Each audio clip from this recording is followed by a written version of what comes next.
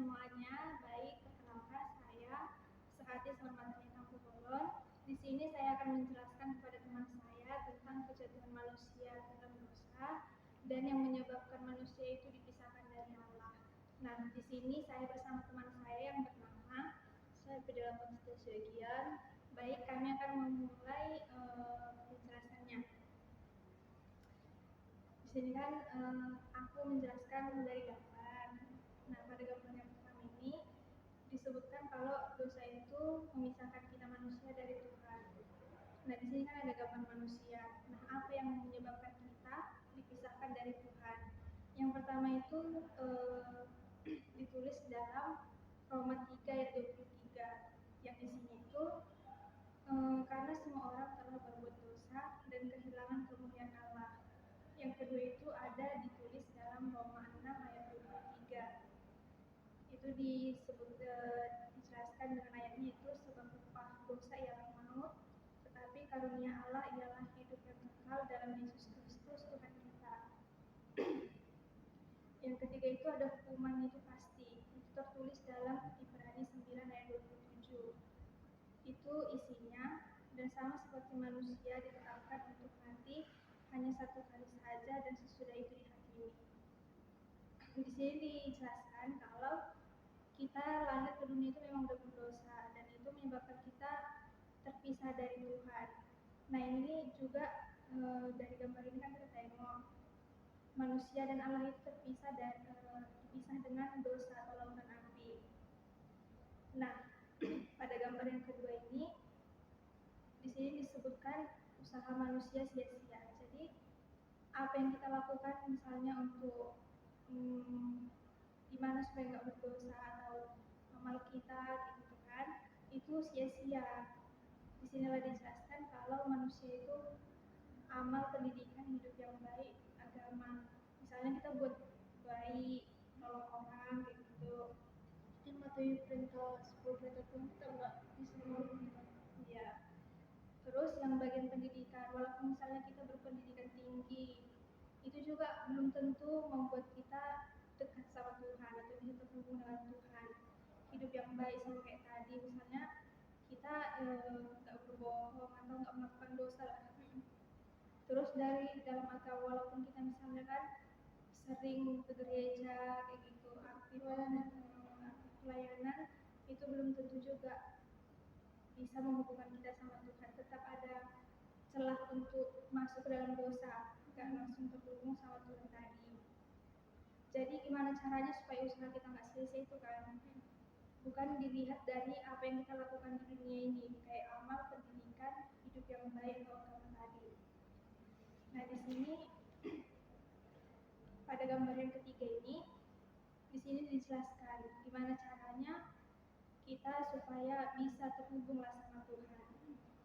Allah jembatan keselamatan satu-satunya. Jadi maksudnya kayak menuju ke Allah itu kan memang harus gimana ya? Kita harus terhubung sama Allah gitu lah kan. Nah, di sini dari dosa yang kita buat tadi yang ditulis di ayat-ayat Alkitab tadi, itu dosa kita semua mulai dari kita lahir sampai sekarang. Nah, kebaikan kita kayak yang digambar tadi, amal, pendidikan, hidup yang baik, itu kan nggak menghubungkan kita juga langsung ke Tuhan. Nah, di ayat Alkitab 1 Korintus 15 ayat 3 sampai 4 itu poin pentingnya dijelaskan kalau Kristus mati karena dosa kita. Jadi Tuhan kan disalibkan itu kan untuk menghapus dosa kita kan. Terus dikuburkan dan pada hari ketiga bangkit. Nah, itu hal yang dilakukan Tuhan lah untuk gimana supaya kita manusia itu terhapus dosanya. Tapi itu kan maksudnya zaman dulu gitu. Dosa kita yang dihapus yang memang pada zaman itu, yang sekarang kan belum kan. Nah, gimana caranya supaya kita terhubung ke Tuhan? Itu melalui kita dekat sama Tuhan. Contohnya kayak kita tetaplah ngikut Tuhan kayak gitu. Nah, yang di gambar 4 ini lebih dijelaskan lagi. Kalau percaya pada Tuhan Yesus terlepas dari hukuman dosa. Dari ketiga gambar tadi, walaupun kita udah berbuat baik kayak gitu kan, tetap kan nggak berhubung lah sama Tuhan. gimana caranya dia terlepas sama dosa dan bisa mengikut sama Tuhan itu dijelaskan kalau di sini kita mendengar, percaya dan menerima. Dan itu tertulis di Yohanes 14 ayat 6. Jadi gimana pun dosa kita atau apa yang kita lakukan di dunia ini itu bakalan terhapus lah. Kalau misalnya kita mendengar Tuhan, percaya dan menerima Tuhan itu ada gitu. Dan di sini dijelaskan kalau kita mengikut Tuhan atau bisa dekat sama Tuhan, kita mempunyai hidup yang kekal mulai sekarang sampai selamanya, tidak turut dihukum di masa depan ketika masa penghakiman, dan sudah pindah dari dalam maut ke dalam hidup. Jadi sudah di gimana kita yakin gitulah kan kalau kita ngikut sama Tuhan, percaya kosong aja gitu kan. Ya, kita percaya sama Tuhan, bisa lah terima Tuhan sama kita, itu udah kemungkinan lah kita bakalan masuk surga gitu. Hidup kita juga damai. Jadi mungkin itu aja. Ada mungkin yang mau kurang jelas atau ada mau bertanya kayak gitu. Jadi dosa kita selama ini apapun itu kita nggak bisa jadikan apa diterima Tuhan. Jadi cuma dari Tuhan lah datang ke satu pertolongan kita itu. Iya.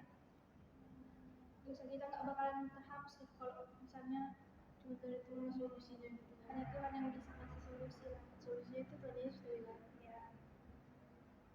Jadi kalau nggak percaya sama Tuhan Yesus, udah mau lah kita ini. Ya udah pastilah kita dalam mau. Udah cukup jelas. Oke, mungkin itulah yang bisa dijelaskan sama Mia, lebih kurangnya bagaimana. Oke, jadi dari apa yang aku sampaikan, kira-kira kau udah ngerti nggak? Udah, atau bisa kau simpulkan apa yang aku sampaikan tadi? Kalau kesimpulannya sih dari apa yang kau jelaskan, udah yang kau paparkan itu, kan kita manusia awalnya diciptakan bersama Tuhan gitu kan. Terus kita yang memilih itu masuk dosa. Jadi dari gambar ini kita tengok kayak kita terpecah dari Tuhan gitu kan, terbelah dari beberapa sisi gitu kan. Nah, gak ada yang bisa apa yang lakukan kita dari awal. Kayak yang kau jelaskan tadi, usaha kita itu gagal gitu kan, perbuatan baik kita, mau itu kita gak mencuri, menaati perintah Tuhan tadi kan, gak akan bisa menyelamatkan kita untuk kembali kepada Tuhan gitu kan. Karena kayak aku juga mikir, kayak awalnya juga aku mikir kan, apa Tuhan yang nengok kalau misalnya ada orang yang baik gitu kan, antara yang baik gitu sama yang percaya sama dia, sementara orang baik ini gak percaya sama dia, dia bakal milih siapa gitu. Karena aku mikir gitu kan, cuma sama Tuhan itu katanya itu sia-sia, usaha baik kita sia-sia tanpa kita di gambar 3 tadi gue jelaskan kita percaya sama Tuhan Yesus. Nah, jadi dari sana aku udah mulai paham lah kalau kita berbuat baik gitu kan, misalnya ada nih orang ateis yang baik kali gitu kan, suka nolong orang gak berbuat jahat gitu kan, tetap aja dia gak bisa selamatkan tadi kan, kok tanpa dia percaya sama Tuhan Yesus sama solusi yang dikasih Tuhan tadi. Dan dari situ aku udah ngerti gitu kan. Nah, terus cuma Tuhan Yesus lah cara kita satu-satunya untuk balik sama Tuhan gitu kan. Dia Tuhan udah kasih kita jalan gitu kan melalui Tuhan Yesus, cuma Tuhan Yesus lah jalan kita gitu kan. Jadi itu aja sih, kayak banyak jalan ke rumah tapi jalan menuju Allah cuma satu, Tuhan Yesus. Dan itu aja sih yang bisa menyimpulkan dari penjelasan tadi. Cukup ngerti kok.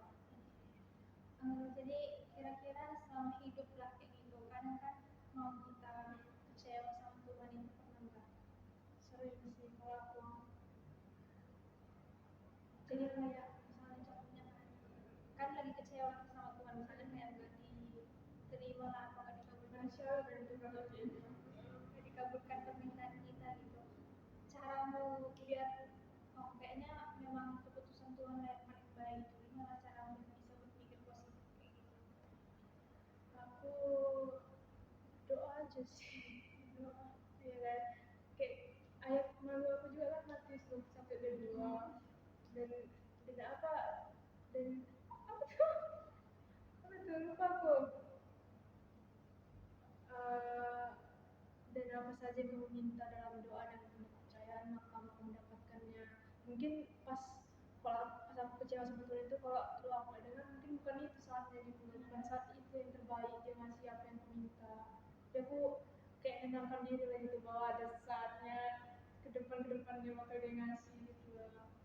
Percaya aja terus. Manusiawi lah Iya, ya. misalnya kadang kecewa.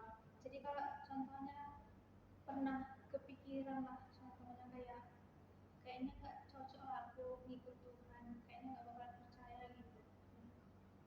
Dulu sih sebelum aku ini jadinya beberapa tahun yang lalu sih, kan sebelum bapak aku ngasih tahu aku tentang Tuhan Yesus itu kan, aku dulu nggak kayak itu bilang aku nggak, karena aku mikir bandingkan ada orang ateis itu kan nggak percaya sama sekali sama Tuhan tapi dia berbuat baik gitu loh, baik kali itu kan banding kita yang orang beriman ini tapi masih berbuat dosa lah gitu kan, munafik lah gitu kan.